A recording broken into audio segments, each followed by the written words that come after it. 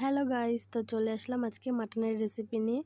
তো ওই মাংসগুলোর মধ্যে পেঁয়াজ, হলুদ, লঙ্কা বাটা, তারপরে নুন, পেঁয়াজ, আদা, রসুন সব দিয়ে মাখিয়ে রেখে সিটি মেরে নেব।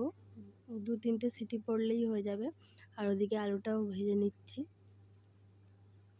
এদিকে আলুটা নামিয়ে এরপরে পেঁয়াজটা ভেজে নেব। পেঁয়াজ ভাজা হয়ে গেলে ওর মধ্যে আদা বাটা, রসুন বাটা, জিরের গুঁড়ো, হলুদ গুঁড়ো, লঙ্কার গুঁড়ো দিয়ে মশলাটাকে কষে নেব ভালো করে।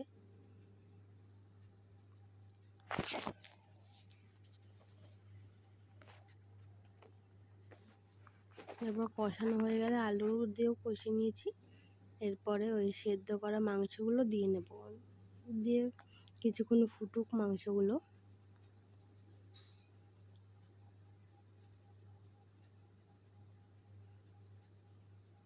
ভালো করে মশলাগুলোর সাথে নাড়িয়ে চাড়িয়ে নেব। এরপর মাংসটা হয়ে এসেছে, মাংসটা ফুটছে।